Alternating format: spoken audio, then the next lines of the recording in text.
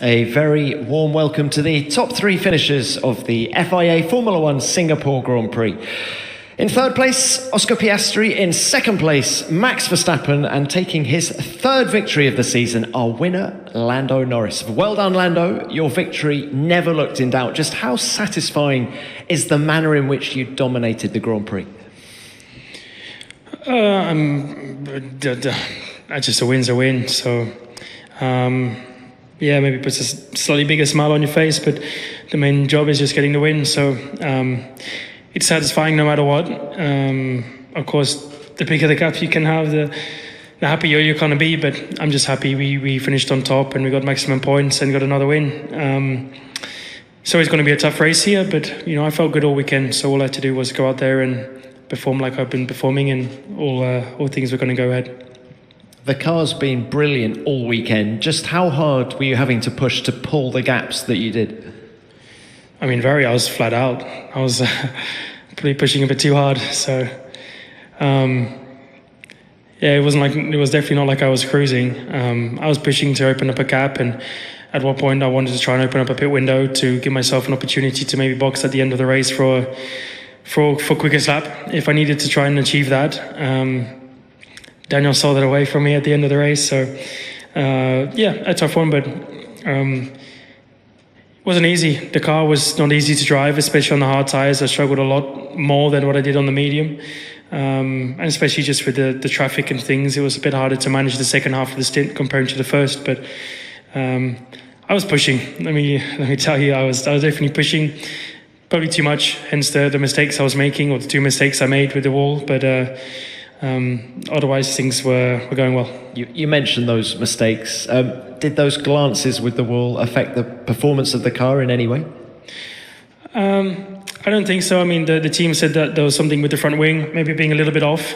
I hit the front wing against the barrier, so it might have tweaked it a touch, but I don't think probably much to change it. But hard to know on these cars. As soon as you tweak something a tiniest bit, it can have quite a big impact, but nothing that I was probably feeling. But yes, as soon as I did that, and I think it was more, I was pushing, but also it was just as I was catching up to the dirty air from the cars ahead, whether they were 3-4 seconds ahead. As soon as it changes from the past 20 laps that I had, a little bit less grip, a little bit less downforce, tyres are going away a little bit.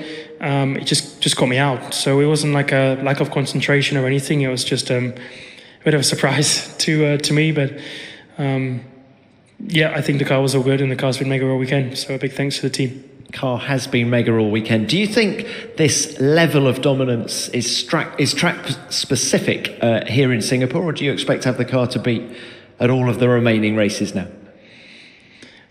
We've not changed anything on the car from here to last weekend or the weekend before. So, we've even had to make tweaks to some of our wings and things that people have complained about. But we still had a great weekend, and probably one of our most dominant weekends here. So I don't think that's made the difference, honestly. It was just the car's been mega for a good amount of time. I've not been able to come out on top for quite a few of them when I feel like I had the pace and I had the ability to do so. Some of that down to being my own fault and not executing things well enough. So I paid the price for not doing a good enough job at times. But when I lead after turn one and things are a bit more straightforward, then we can have a day like today. And Lando, final one from me. You've taken 7 points out of Max here. What's your strategy with regard to the championship as we head into the final 6 races? Silly question, really, isn't it? Try and do the same again, but Max is pushing hard. I'm sure Red Bull are pushing hard, so it's obvious. It's I'm doing my best every weekend. I'm trying to get the most points I can every weekend, includes fastest lap and things like that. But if Max keeps finishing second and Red Bull keep doing like they did this weekend, then nothing more I can do. So just focus on myself and focus on us as a team. That's it. Well done, Lando. Thank you for that. Max, let's come to you now. Compared to last year, this has been a much better weekend for you and Red Bull. Just what positives do you take from this second place? That compared to the start of the weekend, we improved quite nicely. I think that that's been great for us as a team. On a track that we know we're not performing normally the best, so I'm happy with second today. And the race itself, in terms of on-track battles, was a quiet one for you. So can we talk a little bit more about car performance during the Grand Prix? When was it at its best?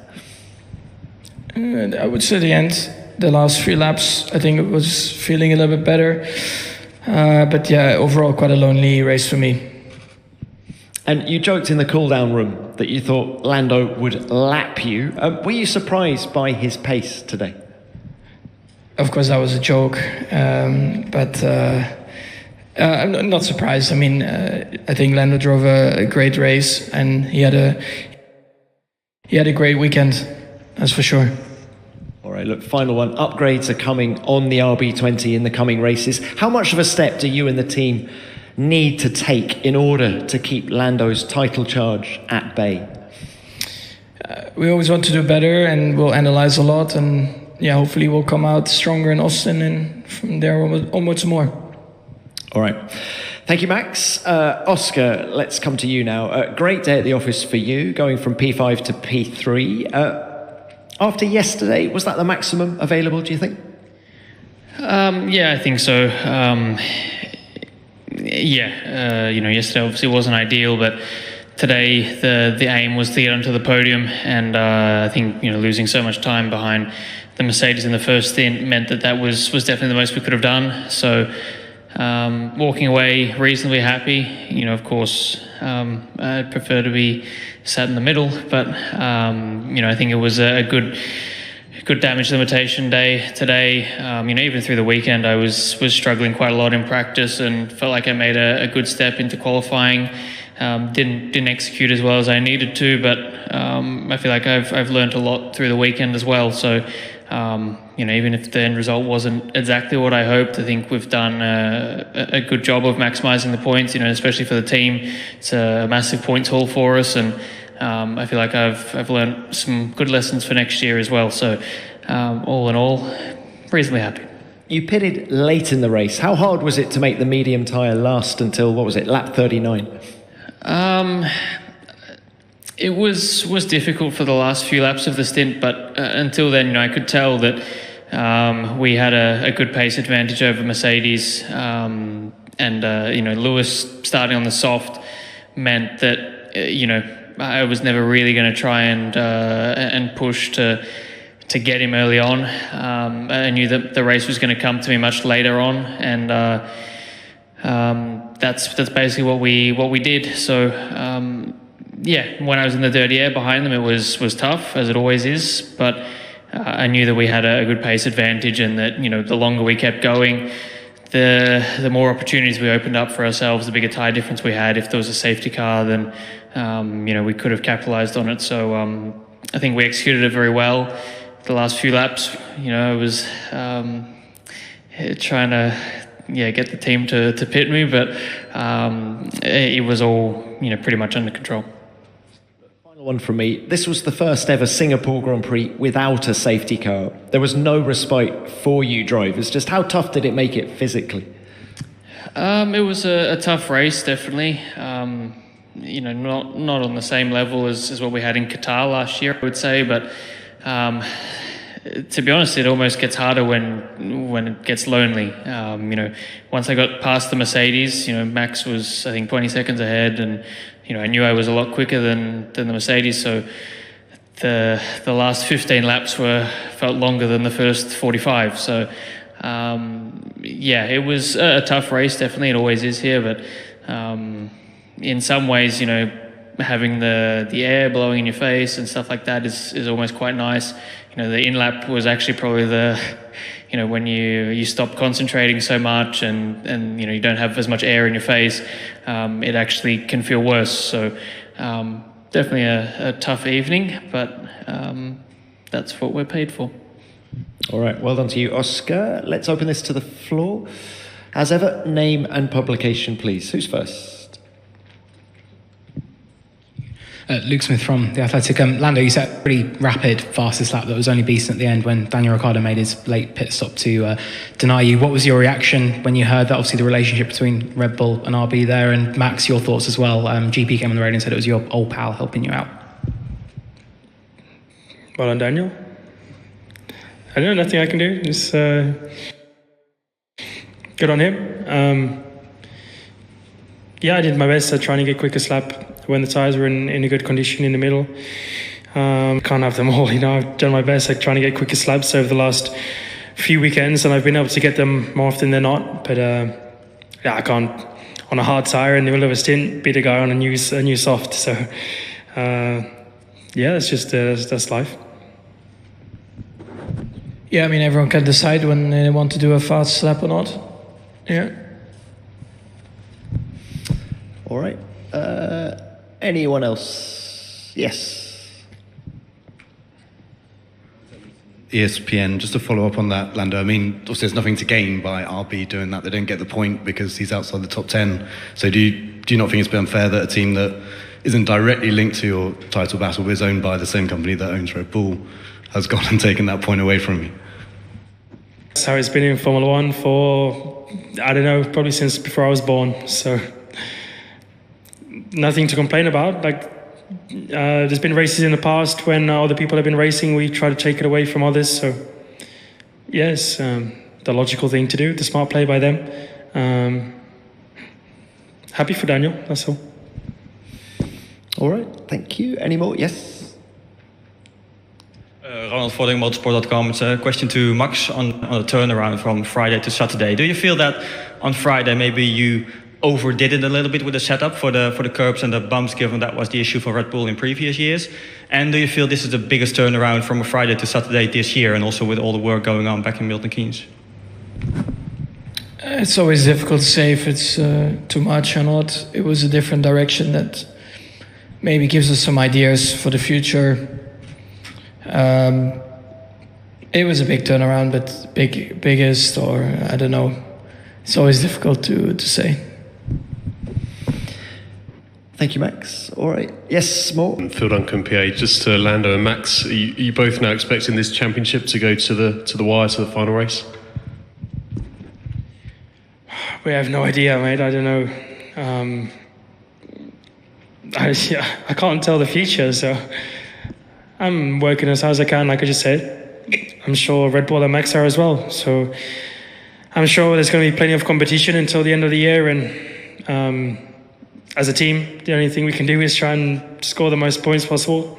That includes trying to win. But yeah, it's again, silly question. I mean, we're doing our best, and so are they. And I hope so. I still have a lot of points I got to catch up, and it's not going to be easy to do it.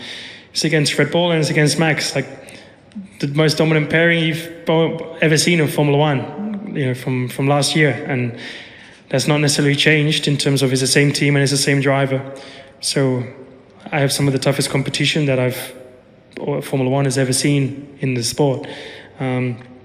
We are doing a better job as a team right now because my car and our car is quicker than theirs. But that's just credit to the team doing an amazing job and being smarter and doing cooler things and creating mini DRS flaps and stuff, So it's just because that's the game, and that's the people we're up against, the people who also do it and people who create these things. So I'm working hard. I'm working my butt off to try and make sure that happens. He's trying to make sure it doesn't happen. So we'll have to wait and find out.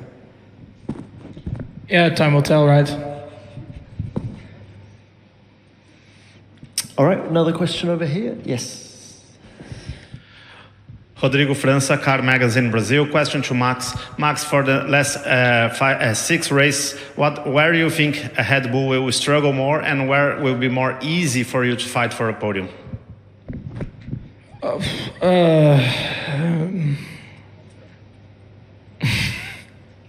I cannot use that again. Probably street circuits struggle more. Normal tracks a little bit less. All right. Yep. Another one. Lawrence Emerson, ESPN. A question for Max. How pleased are you with the progress the team's made from that low point in Monza. Obviously, at Azerbaijan there was a misstep, but here you're right back up towards the front. I know it's a big gap. So how much confidence does that give you going forward? Yeah, pretty pleased, but still a lot of work to do. We know that. Hopefully now we can really kickstart things. Thank you. Another one? Motorsport.com. Given that progress, today Red Bull took another hit in the Constructors, but do you still feel, Max, that it's realistic to win the Constructors, or should the focus just be on the Driver Championship now? And then for the McLaren pair, I think Lando said that the Drivers Championship is still Max's title to lose. Do you feel the Constructors is McLaren's to lose, given the upward trend you guys are on? We focus on performance. If the car is quick, then naturally both championships are easier to get. McLaren boys? Yeah, I mean, clearly in the Constructors, the trajectory has been in the right direction for a long time now. We've got clearly a quick car underneath us. We've got both of us scoring big points consistently. So, yeah, I feel like we're doing a good job as a whole team. But you can never take it for granted how quickly things can turn around. So we'll see. And I'm not sure Lando's going to give an answer. So the same. Copy paste. All right. No answer. No, I'm good. 上访联合早报 says they had a new force DRS zone. Do any of you guys feel the effect of that DRS zone? Do you think they should do more in street circuits to help overtake? I mean, I guess you guys didn't really test it, so it didn't change the world, to be honest. Both of my overtakes were into turn 7, so yeah, I think those two parts of the track, that part of the track where the new DRS zone is very slippery, so actually trying to stay close to someone is very tough, and the straight is still not long enough really to make big inroads. So I think it didn't make that much of a difference, to be honest. Okay, thanks, Os. Yep, back here, front. Luke. Luke Smith from The Athletic. Max, would you still prefer if we spoke to you outside of this room rather than inside this room? It's been a long day, yeah.